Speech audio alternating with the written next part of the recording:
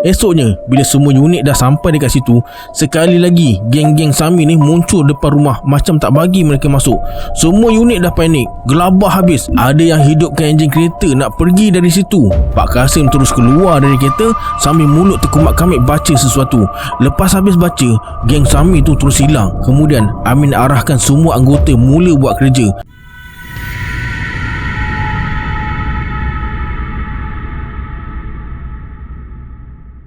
A'udzubillahi minasyaitonirrajim. Bismillahirrahmanirrahim. Assalamualaikum semua, kembali lagi bersama saya Syarul.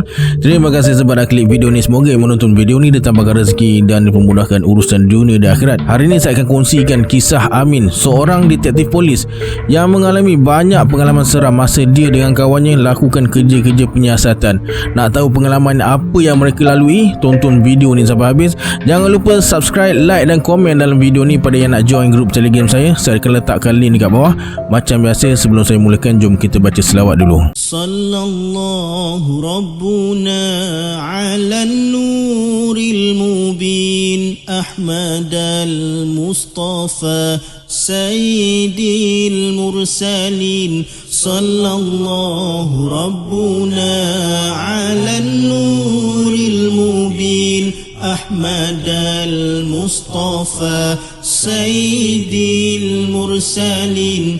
Sallallahu Rabbuna ala nuril mubin Ahmad al-Mustafa Sayyidil Mursalin.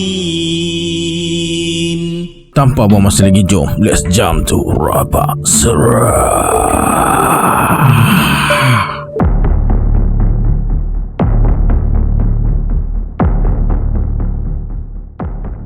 Amin ni seorang pegawai penyiasat, senang cakap detektif lah. Kes yang dia dapat ni agak rumit sebab melibatkan dua alam. Pukul 2 pagi, mereka terima panggilan ada kes bunuh. Jadi, semua anggota pergi ke tempat kejadian. Sampai dekat situ, forensik semua dah ada dan bila masuk dalam, mereka dah tutup mayat dengan plastik hitam. Amin pun suruh buka nak tengok. Bila buka aje, mereka semua terkejut sebab mayat tu dalam keadaan yang mengerikan. Amin pun suruh tutup balik. Itu adalah mayat seorang lelaki tua berpakaian macam pakaian silat, baju hitam dengan seluar hitam. Mayat tu banyak kesan calar macam ditoreh-toreh dan ada kesan macam dicekik. Dekat hujung belakang leher ada kesan luka macam suspek tu berkuku panjang. Ada kesan luka garis panjang-panjang. Dah puas tengok semua benda, Amin jumpa pegawai forensik tu dan bertanya apa yang dia dapat. Pegawai forensik tu pun bagi tahu macam-macam dan yang paling penting sebab kematian. Memang dicekik tapi tak ada kesan cap jari. Biasalah, kalau tak ada cap jari ni boleh kata suspek guna sarung tangan.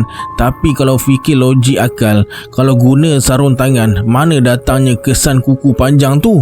Pelik. Masa mereka nak balik tu, ada seorang lelaki tua pakai jubah. Sebenarnya masa mereka datang tadi pun lelaki tu dah ada dekat situ. Cuma cara dia pandang rumah tu macam ada sesuatu.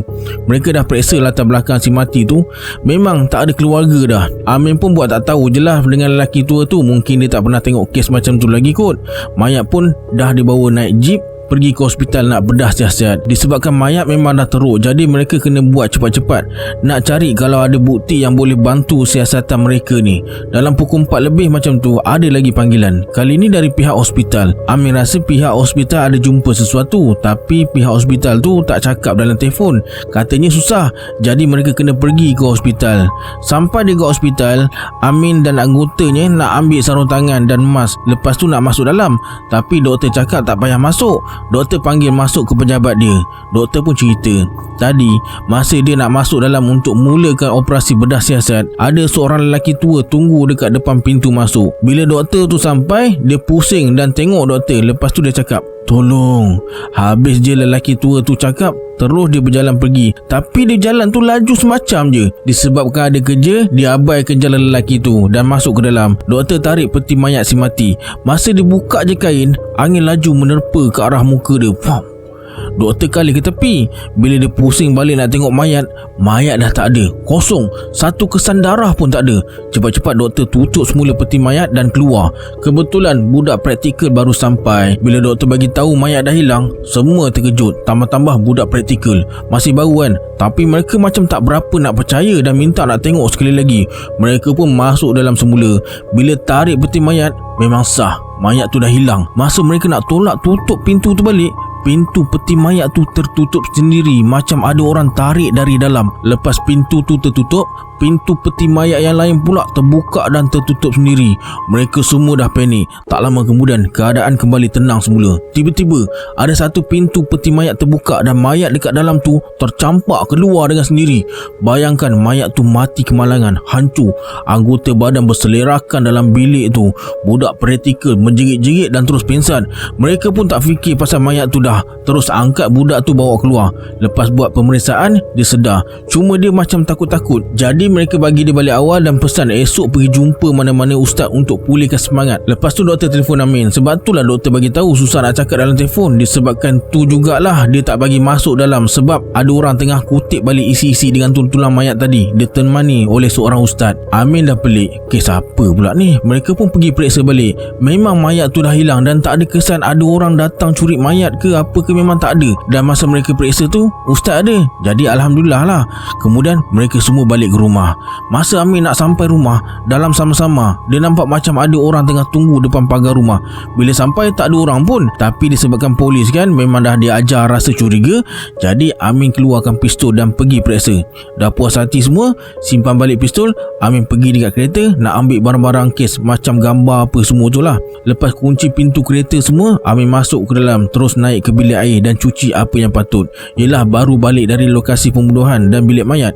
Jadi Amin buka baju dan masa nak lempar baju ke dalam baldi, dia perasan ada darah setumpuk dekat belakang baju. Amin pun turun bawah nak ambil sabun.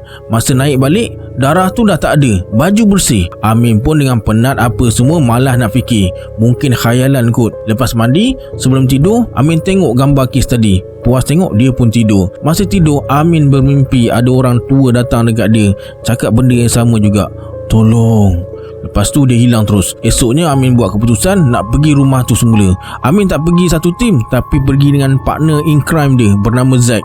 Zack ni pun okey lah sebab dia tak berapa penakut sangat. Bila sampai dekat lokasi semalam, mereka berdua rasa pelik sangat sebab rumah tu nampak lain, berbeza dari semalam. Nampak usang. Nak kata silap rumah, tak mungkin sebab tali kuning polis tu masih ada lagi. Jadi memang betul lah rumah tu. Zack tanya, nak masuk ke? Amin diam kejap. Alang-alang dah sampai, masuk je lah. Mereka pun masuk dan periksa sana sini. Tak jumpa apa-apa pun yang boleh bantu siasatan. Tak lama kemudian, mereka balik ke IPD semula. Semua tanya, ada apa-apa ke? Mereka cakap tak ada apa-apa sebab memang tak jumpa apa-apa pun. Lepas tu ada seorang yang datang. Dia cakap masa dia periksa gambar kes tadi, ada tulisan Thailand dekat belakang gambar tu. Mereka semua pelik. Lepas tu Amin masuk office dan keluarkan gambar kes dari beg dia. Bila tengok, ada juga, sama macam gambar budak tu. Kemudian Amin suruh mereka semua periksa gambar masing-masing. Mereka semua terkejut sebab semua ada tulisan yang sama dekat belakang gambar. Antara mereka tak ada seorang pun yang pandai bahasa Thailand. Jadi mereka carilah dekat IPD tu siapa yang pandai bahasa Thailand. Akhirnya jumpa juga. Kawan tu cakap ini bahasa lama sikit, bahasa mereka banyak, dan maksud perkataan tu, jangan ganggu aku. Kalau cuba juga, hidup kau tak aman. Satu unit pelik. Semua diam je hari tu. Mereka pun tak banyak habiskan masa dekat dalam office. Malam tu Amin ajak Zack pergi ke rumah tu lagi. Mereka sampai dalam pukul 12 lebih. Tapi kali ni rumah tu dah jadi macam biasa balik, macam pertama kali mereka datang dulu. Bila masuk je dalam rumah tu, Amin dengan Zack terkejut. Ada mayat dalam rumah tu, sama macam hari tu.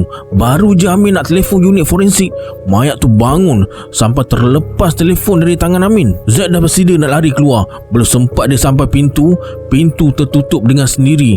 Tingkap semua tertutup rapat. Mereka berdua terperangkap dalam tu. Mayat tu rebah semula. Amin dengan Zack berpandangan sesama sendiri. Amin ambil telefon, simpan dalam poket semula. Tak jadi nak telefon unit forensik. Lepas tu Zack berjalan nak ke pintu. Mana tahu kok pintu boleh buka. Tiba-tiba muncul seorang Sami Thailand pakai kain kuning, perut buncit depan pintu. Mereka terkejut.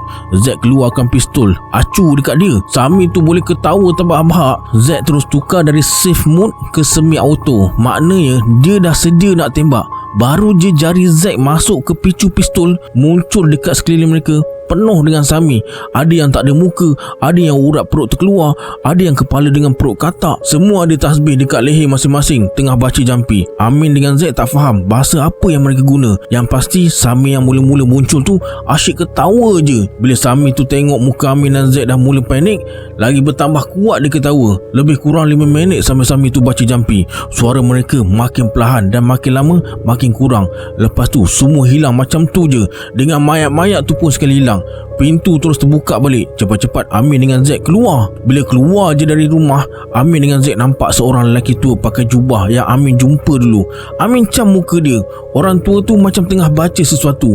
Mulut terkumat kamit sambil bersila atas tanah. Mereka berdua pun rasa takut juga nak datang dekat. Manusia ke hantu tah? Lepas habis baca, lelaki tua tu bangun dan lambai tangan dekat mereka. Amin dengan Zaid berpandangan sesama sendiri. Zaid dah sedia tangan dekat pinggang nak keluarkan pistol. Bila lelaki tua tu tengok Amin dan Zaid nampak macam panik, dia pun cakap lah, "Jangan takut, saya manusia sama macam kamu. Saya tahu kamu kena ganggu, sebab tu saya datang sini nak tolong." Lepas lelaki tua tu cakap macam tu, Zaid boleh pula pergi tonggeng ke belakang nak pastikan orang tua tu hantu ke tak. Lepas tu Zaid bangun dan angguk kepala. Sah, memang orang. Mereka berdua pun pergi dekat lelaki tua tu. Lepas masing-masing perkenalkan diri, kita sebut saja nama lelaki tua tu Pak Kasim. Pak Kasim cakap semalam dia ada datang, tapi anggota polis yang kawal keadaan dekat situ tak bagi dia masuk. Dia ada benda penting nak bagi tahu detektif. Disebabkan dia dah terasa hati dengan pegawai polis tu sebab cakap kasar dengan dia, Pak Kasim buat tak tahu je lah. Sebab tu masa Amin dengan tim dia turun, Pak Kasim buat tak tahu je. Masa Pak Kasim nak masuk hari tu, Amin dengan tim dia ada dekat atas rumah tengah tengok mayat. Jadi Amin pun tak tahu ada orang nak bercakap dengan dia.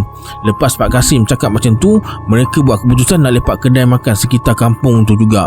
Sampai dekat kedai makan, semua orang tengok mereka, tapi tak adalah ramai sangat sebab dah lewat malam.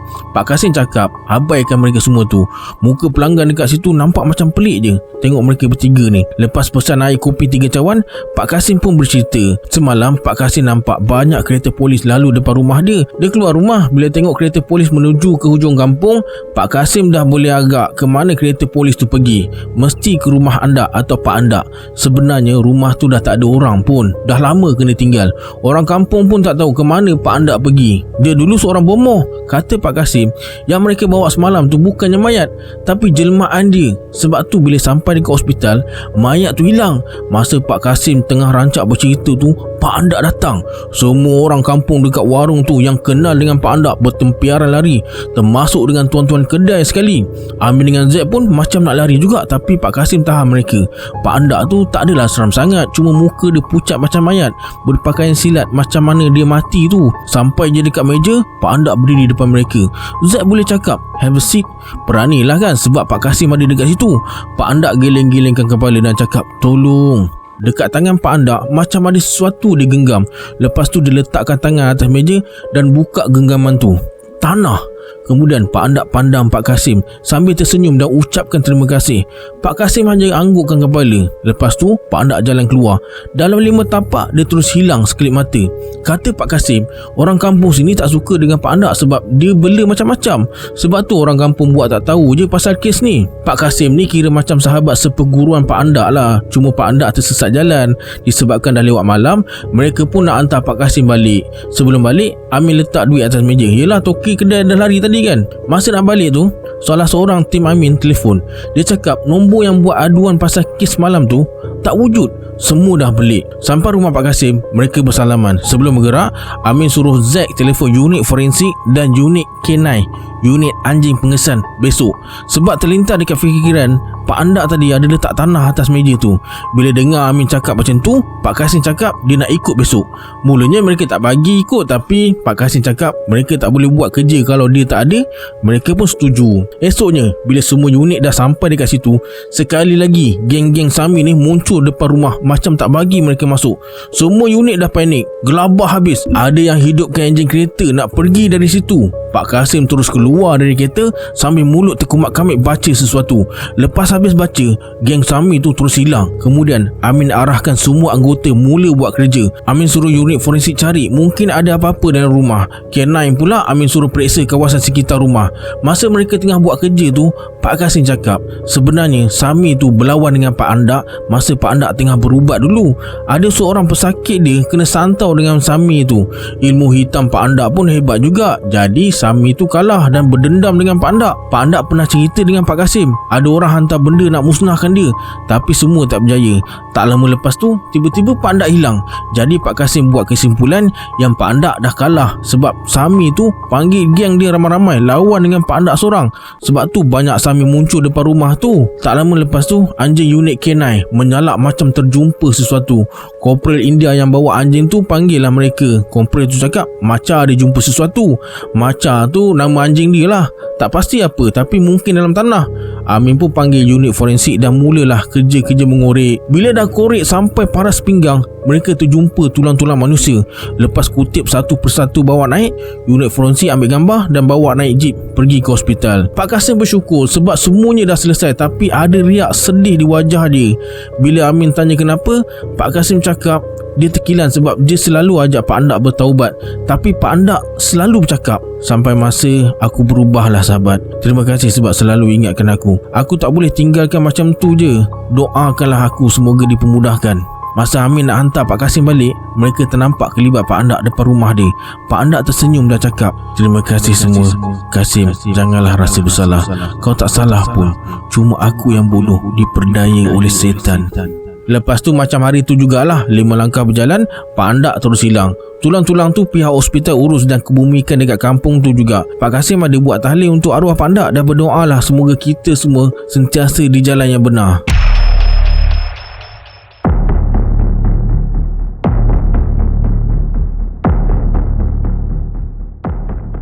Masa Amin dengan Zaid dekat luar, seorang kawan Amin yang bernama Azlan telefon. Katanya ada benda penting nak jumpa. Jadi mereka cadang nak jumpa dekat pejabat Amin je nanti. Petang tu Azlan datang pejabat dan bagi tahu mereka ada satu kes pecah rumah.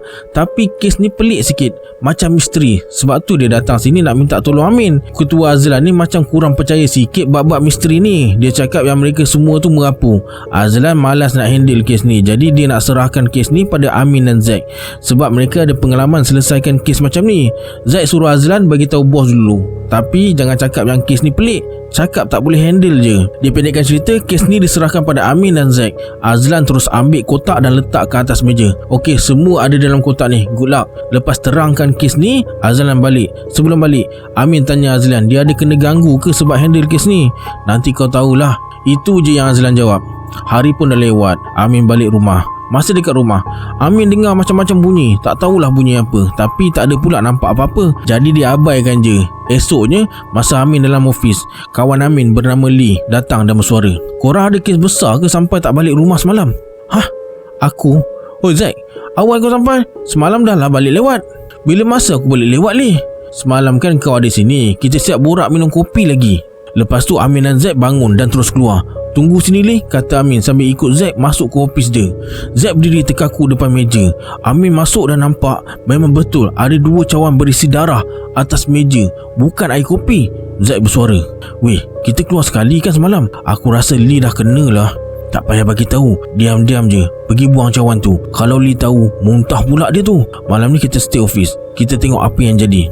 Zaid terus angkat cawan kopi tu bawa keluar. Amin masuk office semula. Kenapa weh? Tak ada apa, aku bincang benda sulit sikit.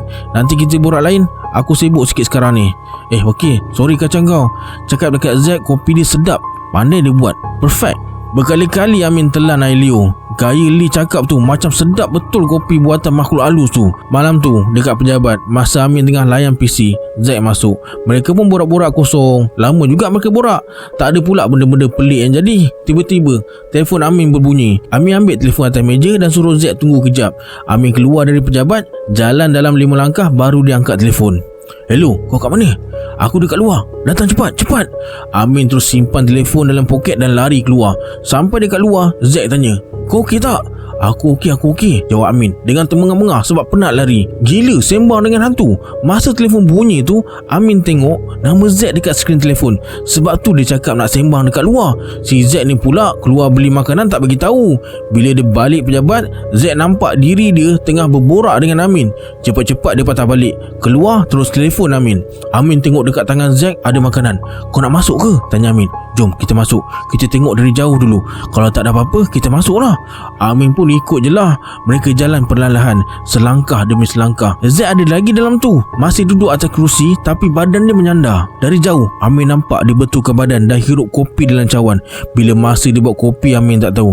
Lepas dia letak cawan atas meja, dia mengeliat ke kiri dan ke kanan. Masa ke kanan tu Amin nampak muka dia dah lain, terkaku dan terdiam. Cepat-cepat Z bangun, buka pintu dan bersuara, "Woi, ini aku Z, ni aku yang betul weh." Dari jauh Z menjerit sambil tangannya melambai-lambai panggil Amin. Amin dah keliru, mana satu jelmaan, mana satu yang betul ni. Amin terdiam. Z dekat office tu menjerit lagi, "Weh, ni aku weh, sumpah demi Allah ni aku." Dalam situasi macam ni memang susah nak buat pilihan. Amin pusing ke tepi tengok Z sebelah dia. Dia terdiam, muka panik. Bila Amin pusing ke depan semula, tiba-tiba Z dekat office tu terus terbang dan bertukar jadi perempuan hodoh. Bau busuk satu office. Dia terbang tak tinggi, terbang sambil mengilai.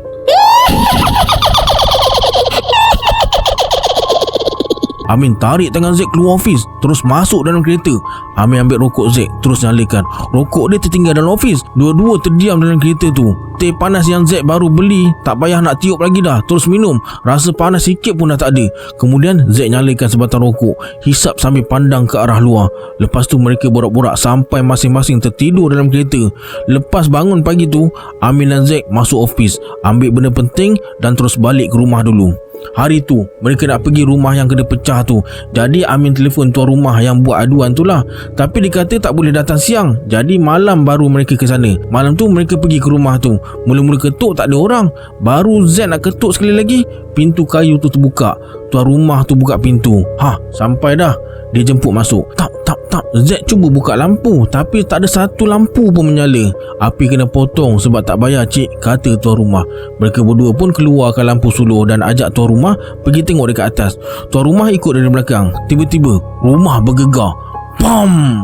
Pintu tertutup dengan sendiri. Angin kencang dalam rumah. Tuan rumah dah panik. Tiba-tiba terdengar bunyi mengilai dan cakaran pada pintu rumah. Tuan rumah terus menjerit.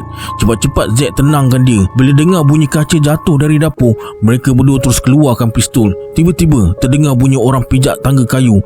Prak, prak, prak. Muncul seorang lelaki. Terkejut tengok mereka berdua. "Kamu siapa? Macam mana boleh masuk?" tanya lelaki yang baru turun dari tangga tu. Amin terus acukan pistol ke arah lelaki tu.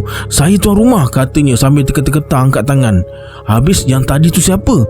Amin dan Z pusing belakang tengok lelaki yang buka pintu tadi. Nah, tak ada muka.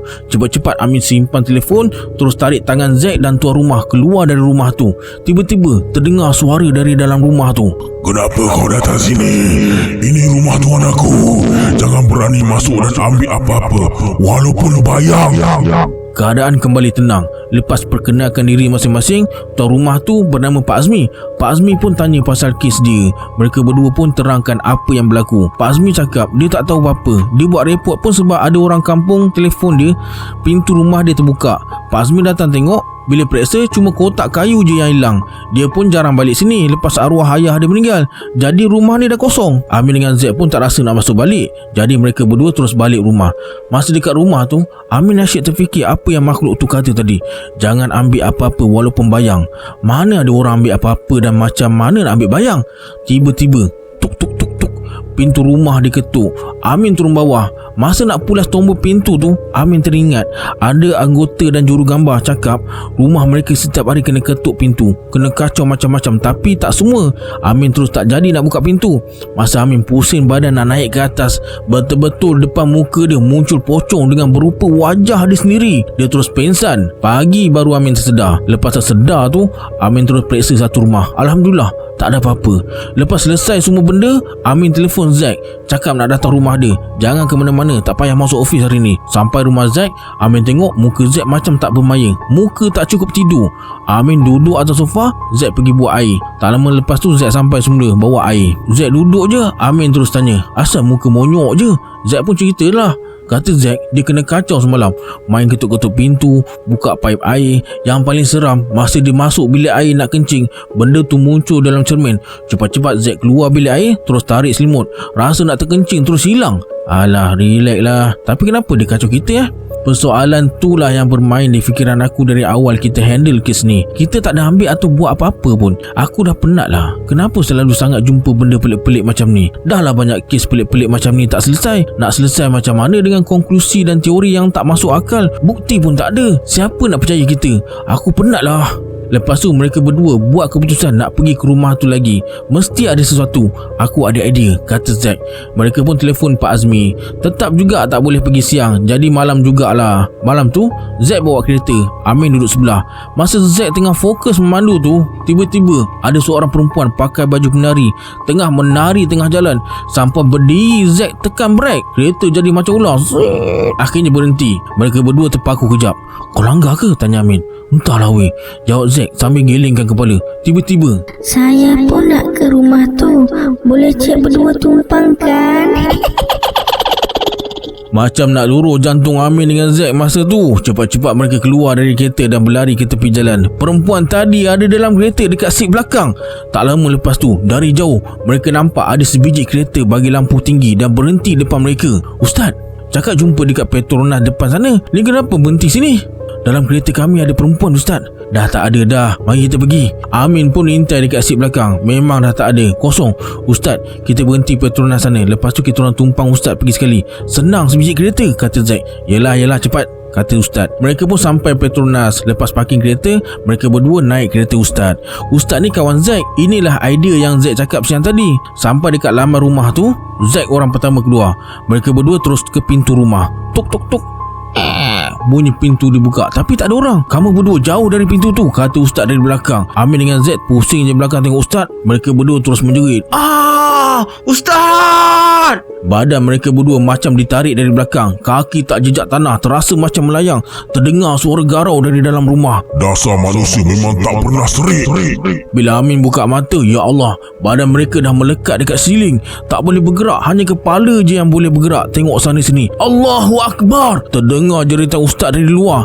Pintu terbuka semula. Pak Azmi masuk dengan Ustaz. Ternganga mulut Pak Azmi tengok mereka berdua. Zack dari tadi hanya tutup mata je. Pejamkan mata kamu semua, kata Ustaz. 30 saat kemudian, Ustaz suruh buka mata semula. Belum sempat Amin nak buka mata, dia terdengar Zack menjerit, tapi suaranya tersangkut dan menggeletar. Allah! Yang ada depan Zack sekarang ialah seorang wanita pakai baju penari dengan wajah yang hodoh. Zack terus tutup matanya. Depan Amin ada seorang lelaki yang tak berupa. Baca apa yang terlintas di fikiran, kata Ustaz. Saya tak ingat apa Ustaz, saya bela ni, jawab Amin. Baca bismillah. Amin terus pejamkan mata dan baca bismillah sebanyak yang boleh. Sebelum Ustaz suruh Amin baca sesuatu, dia nampak mulut Ustaz Tekumat Kamit tengah berdepan dengan wanita hodoh yang mereka berdua jumpa dekat ofis hari tu. Tiba-tiba, Sakit bodoh. Amin terus buka mata bila dengar jeritan garau tu. Wanita hodoh tu menjerit kesakitan.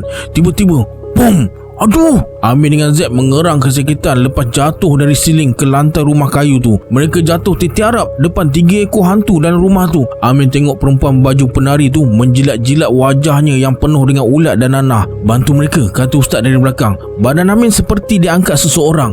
Cik Amin bangun, rupanya Pak Azmi yang bantu. Lepas tu mereka pergi angkat Zack yang masih mengerang kesakitan. Keluar dari sini, tunggu saya dekat luar, kata Ustaz. Mereka bertiga pun keluar dari rumah, duduk atas tanah dekat halaman rumah tu. Pintu tertutup semula. Jeritan demi jeritan mereka dengar dari luar. Zack masih terdiam, mungkin terkejut dengan apa yang jadi tadi. Tak lama kemudian, Ustaz keluar sambil bawa kotak kayu. Itulah kotak yang hilang bersama keris, sama macam dalam gambar yang Pak Azmi bagi pada polis masa buat report dulu. Ini ke kotak yang kamu kata hilang tu, tanya Ustaz. Pak Azmi hanya menganggukkan kepalanya. Kemudian Pak Azmi buka kotak kayu tu. Ada 2 keris dan kain kuning dalam kotak tu. Satu keris kecil dan satu keris biasa. Dekat hulu keris ada satu ikatan kecil dengan kain kuning. Dalam gambar cuma ada satu keris biasa je. Jadi keris yang hilang ialah keris yang kecil dekat sebelahnya. Cepat-cepat Ustaz tutup kotak tu sebelum Pak Azmi capai keris tu. Wajah Pak Azmi berubah bila Ustaz buat macam tu. Nampak macam marah. Kamu kena bersedia untuk terima saka keturunan kalau kamu ambil keris ni. Sebenarnya keris ni tak hilang dan tak ada orang yang pecah masuk rumah kamu. Rumah kamu dijaga oleh orang tak berupa tu. Yang lain tugasnya lain-lain. Ini saka nenek moyang kamu. Kata Ustaz, kenapa Amin dengan Zack kena kacau? Sebab mereka ada gambar keris ni yang dibawa bersama ke dalam ofis dan rumah. Jangan kamu ambil apa-apa walaupun bayang. Baru Amin faham kata-kata tu. Pak Azmi yang tadi nampak marah sekarang berubah jadi bingung. Saya tak faham kenapa Ustaz tak bagi saya ambil barang ni. Tanya Pak Azmi, kamu nak warisi saka? Pak Azmi gelingkan kepala. Kata Ustaz, sebenarnya rumah ni tak dipecah masuk. Semuanya angkara saka-saka tu. Mereka yang buat supaya Pak Azmi kerap balik ke sini. Keris ni ada dalam rumah dan mereka nak Pak Azmi cari, tapi dia tak cari. Kalau Pak Azmi cari, jumpa dan ambil keris ni, maka dah dikira dia bersetuju ambil mereka jadi belaannya. Itulah perjanjian nenek moyang Pak Azmi dulu-dulu. Kata Pak Azmi, patut arwah ayah pesan jangan ambil apa-apa barang dan kalau boleh jangan balik ke sini. Tambah-tambah waktu malam, arwah ayah pun jarang bawa mereka balik sini dulu. Kalau balik pun waktu siang je. Kemas apa yang patut, balik ke rumah semula. Tapi tak ada pula disebut pasal saka. Ustaz cadangkan Pak Azmi supaya buang keris tu dulu, nanti baru bersihkan rumah. Selesai Ustaz bercakap macam tu, terdengar bunyi dekat dalam rumah macam orang menjerit kesakitan. Dinding rumah diketuk-ketuk dan dicakar dari dalam. Lepaskan aku, manusia bodoh. Lepas tu Ustaz suruh Pak Azmi pulang dulu. Yang selebihnya nanti Ustaz akan uruskan bila sampai masanya. Sebelum Pak Azmi beredar, Zack suruh dia ke balai dulu untuk tarik balik report yang dia buat. Lepas tu Ustaz hantar Azmi dan Zack ke stesen minyak semula. Lepas bersalam dan ucapkan terima kasih, mereka masuk dalam kereta dan keluarkan semua gambar yang ada dan cari tempat yang selamat untuk bakar semua gambar-gambar kes tu. Lepas tu Amin telefon Azlan dan bagi tahu dia supaya buang semua gambar yang ada kena-mengena dengan kes ni. Tapi Azlan cakap dia dah lama buang. Dalam PC dan kamera pun semua dah padam. Tak ada gangguan apa-apa lagi lepas tu. Setelah semuanya selesai, mereka terus pulang ke ofis dengan bahagianya sebab semuanya dah selesai. Okey, sampai sini dulu kisah untuk hari ni. Sebelum kita berpisah, anggaplah kisah ni sebagai hiburan semata-mata. Janganlah terlalu mudah percaya. Hanya yang mengalaminya tahu akan kebenaran sesuatu kisah tu. Kita berjumpa di video akan datang. Saya Syahrul. Assalamualaikum. Adios.